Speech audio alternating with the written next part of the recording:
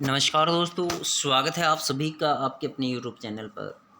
और जैसे कि हमने 8th क्लास की ज्योग्राफी है वो शुरू की हुई है और इसके अंतर्गत हम अपना जो चैप्टर है इंडस्ट्रीज, 5th चैप्टर इंडस्ट्रीज वो डिस्कस कर रहे थे।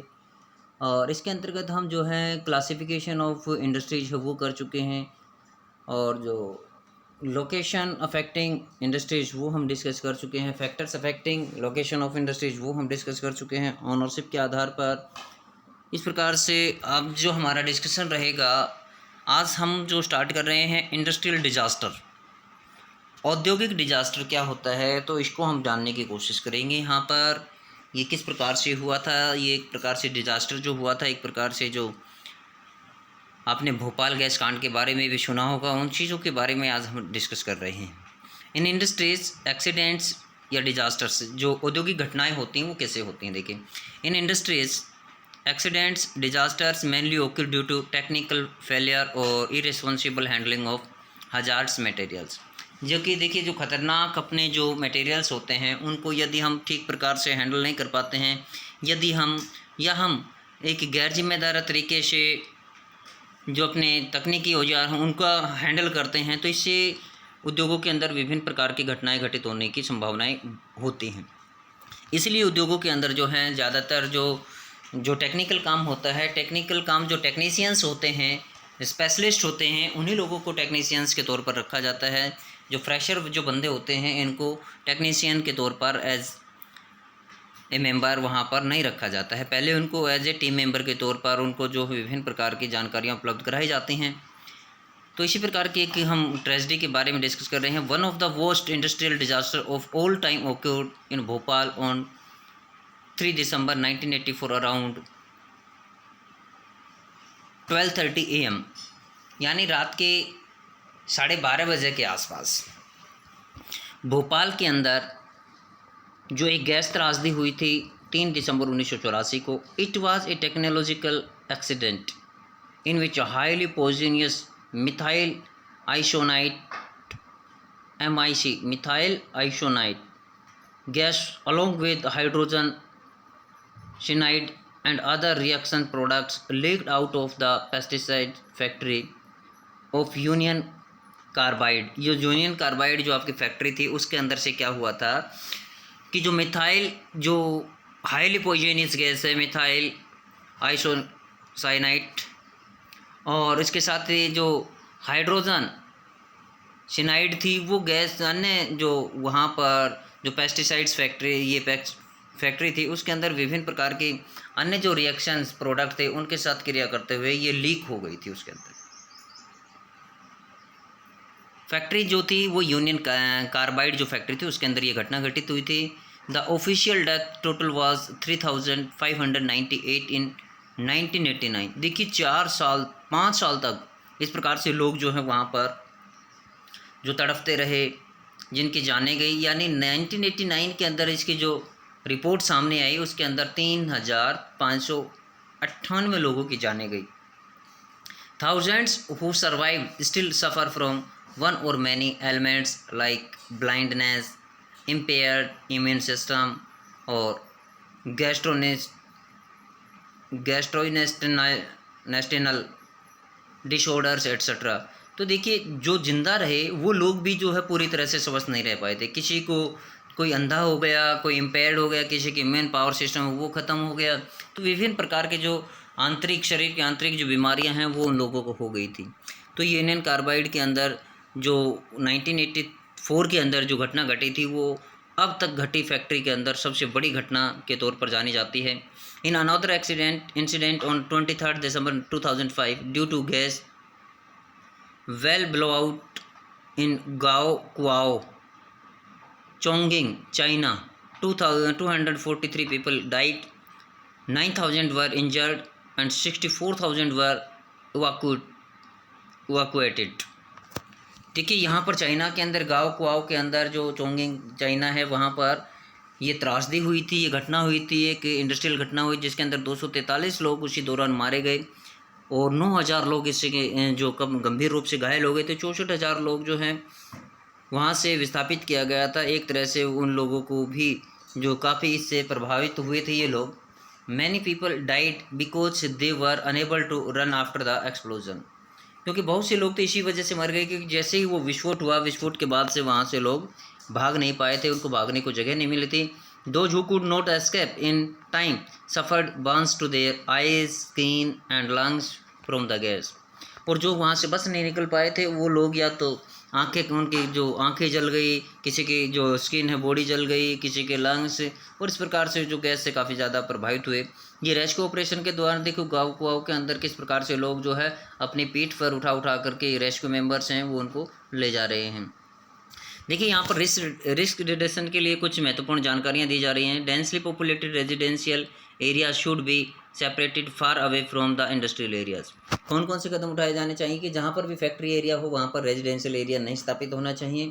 People staying in the vicinity of industries should be aware of the storage of toxins or hazardous substances and their possible effects in case if an accident occurs। देखिए जो लोग इन क्षेत्रों के आसपास रहते हैं उन लोगों को इंडस्ट्रीज़ के जो विभिन्न प्रकार के जो स्टोरेज होता है उसके बारे में जानकारी होनी चाहिए। इनमें किस किस प्रकार के जो गैसीले जो विषैली चीज़ें होती हैं और उसके क्या क्या खतरा हो सकता है, खतरनाक चीज़ों के बारे में हमें उनको जानकारी होनी चाहिए। और यदि कोई घटना हो तो संभावित एक्सीडेंट के बाद किस प्रकार की जो आपके समस्याएं उठानी पड़ सकती हैं उन सभी से लोगों को परिचित होना चाहिए। Fire warning and fighting system should be improved. तो इन जितनी भी फैक्ट्रियां हैं, जितने भी औद्योगिक केंद्र हैं, वहाँ पर जो हैं जो फायर वार्निंग अलार्म यानी जो अग्निशमन के जो अलार्म बेल्स हैं और इवन जो फाइटिंग सिस्टम्स हैं उनको समय समय पर इम्प्रूव करते रहना चाहिए। जो अपडेटेड टाइप की जो हैं ये सिस्टम अपडेट होने चाहिए। वहाँ पर storage capacity of toxic substances should be limited. और जो टॉक्सिक सब्सटेंसेस होते हैं इनके जो स्टोरेज कैपेसिटी है वो वहाँ पर सीमित होनी चाहिए। Pollution depression qualities in the industry should be improved. और जो पॉल्यूशन संबंधी जो विभिन्नताएं होती है, ये इस प्रकार की जो डिप्रेशंस होती हैं, समस्याएं होती हैं, इनको समय समय पर चेक करते रहना चाहिए। तो ये कुछ जो हजार्ड्स थे या जो हम ये डेंजर्स जो थी आपके इंडस्ट्रियल डिजास्टर्स के संबंध में, जो एक्सीडेंट्स थे उनके बारे में हमने ये जाना। तो किस प्रकार से मनुष्य को जो मानव जो उनके आसपास रहते हैं उनको इनसे संबंधित जो हैं जानकारियाँ हासिल होनी चाहिए, सचेत रहना चाहिए, जागरूक रहना चाहिए कि अगर इन टाइम अगर जो उनको मान लीजिए गवर्नमेंट की तरफ से हेल्प नहीं मिल पाती है तो भी उनको इस पर इतनी नॉलेज होनी चाहिए, इतनी जानकारी वहाँ पर होनी चाहिए कि वो वहाँ से अपने जान बचाने में सक्षम हो सकें। तो यहाँ पर देखिए डिस्ट्रीब्यूशन ऑफ मेजर इंडस्ट्रीज, यहाँ पर हम विभिन्न प्रकार के जो उद्योग हैं उनका वितरण देख रहे हैं। The world's major industries are the iron and steel industry. यदि विश्व की सबसे अधिक औद्योगिक क्षेत्रों में काउंट किया जाए, उद्योग देखे जाएँ तो वो आपके लो और जो इस्पात उद्योग हैं वो सबसे बड़े इस्पात उद्योग हैं। उसके बाद टेक्सटाइल इंडस्ट्री आती है and the information technology industry. ये तीन इंडस्ट्री जो है विश्व की सबसे ज़्यादा आजकल जो सबसे अधिक विकसित इंडस्ट्रीज़ के अंदर हैं। The iron and steel and textile industry are the older industries while information technology is an emerging industries. देखिए आयरन जो लो और इस्पात उद्योग है और जो अपना कपड़ा उद्योग है ये अपने पुराने उद्योग हैं, जबकि आपकी जो IT इंडस्ट्री है ये उभरती हुई इंडस्ट्री है, ये आधुनिक इंडस्ट्री के तौर पर जानी जाती है। The countries in which iron and steel industry is located are. देखिए जहाँ पर बड़ी बड़ी आपकी लो इस्पात उद्योग की जो फैक्ट्रियाँ लगी हुई हैं वो देश प्रमुख रूप से आपके जो यूरोप के अंदर हैं वहाँ पर ज़्यादातर देखने को मिलते हैं। इसमें जर्मनी है, USA है, चाइना, जापान एंड रशिया। ये वो देश हैं जहाँ पर यानी लगभग कॉन्टिनेंट के अंदर एक एक ऐसा कंट्री है जहाँ पर आपको बड़े औद्योगिक जो लो इस्पात उद्योग केंद्र स्थापित देखने को मिलेंगे। Textile industry is concentrated in India, Hong Kong, south Korea, Japan and Taiwan. जबकि कपड़ा उद्योग जो है वो भारत हो गया, हांगकांग, साउथ कोरिया, जापान और ताइवान इन क्षेत्रों के अंदर ज़्यादा विकसित हैं क्योंकि इधर कपास के लिए उपयुक्त परिस्थितियाँ पाई जाती हैं। The major hubs of information technology industries are the Silicon Valley of the central California. California की जो सिलिकॉन घाटी है वो आपकी जो IT के लिए सबसे विख्यात, सबसे प्रसिद्ध जो जोन है, एरिया है वो आपका सिलिकॉन वैली का है। And Bangalore region of India, और भारत के अंदर देखा जाए तो बंगलोर को सिलिकॉन वैली भारत की कहा जाता है, सिलिकॉन वैली ऑफ इंडिया बोला जाता है।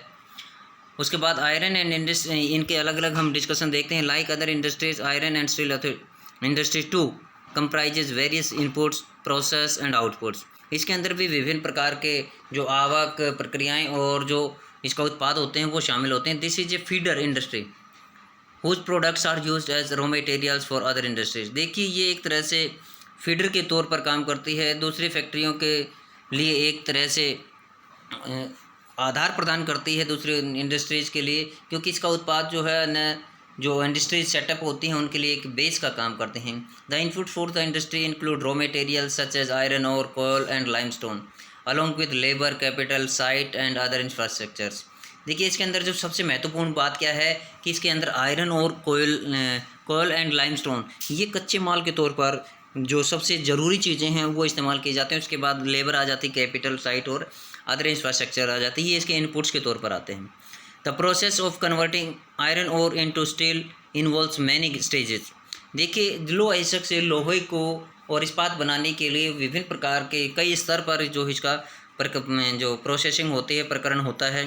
The raw material is put in the blast furnace, जो ब्लास्ट भट्टियाँ होती हैं, तपन भट्टियाँ होती हैं, वहाँ पर इस आयरन और को रखा जाता है, कच्चे पदार्थों को रखा जाता है।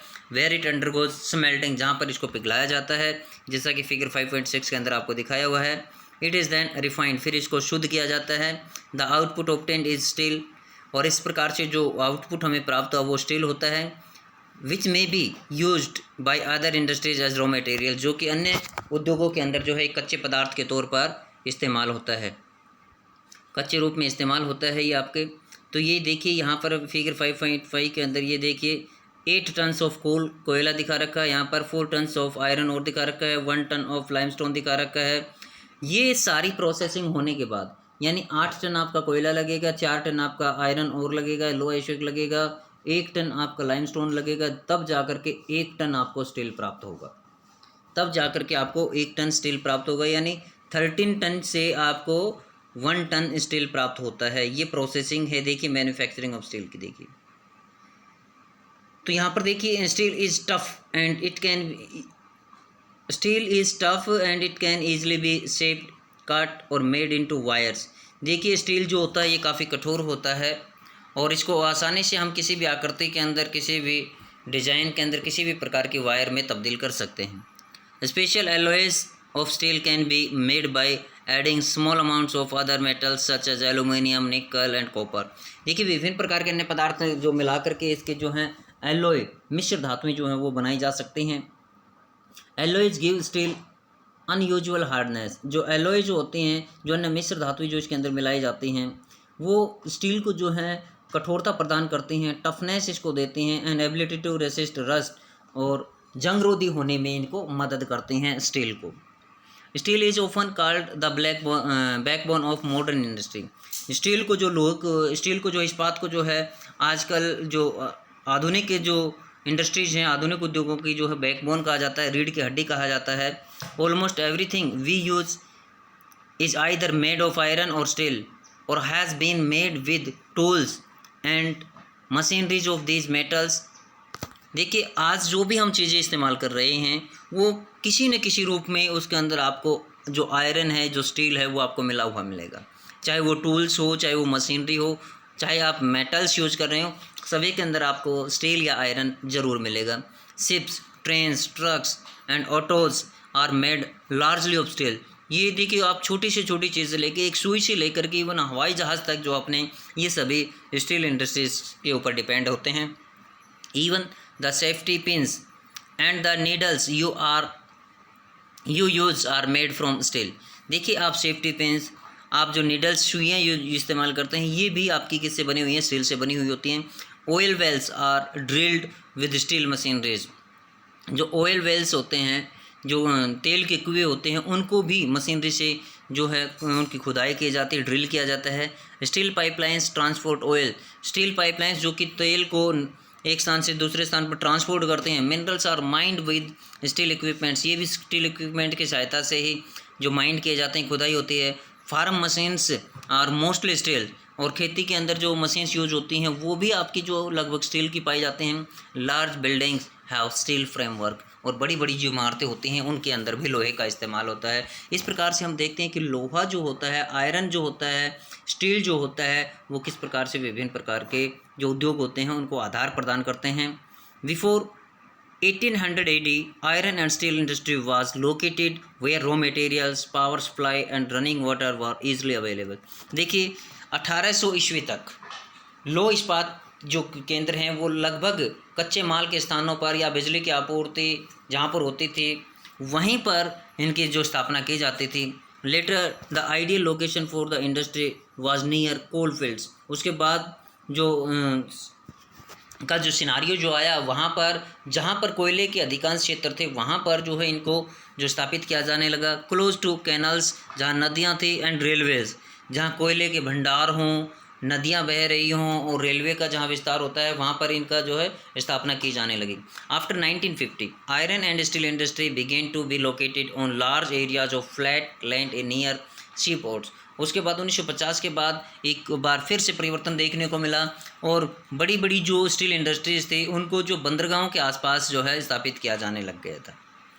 This is because by this time steel works had become very large and iron ore had to be imported from overseas. देखिए ऐसा क्यों हुआ भाई, बंदरगाहों के आसपास जो है स्टील इंडस्ट्रीज क्यों स्थापित की जाने लग गई?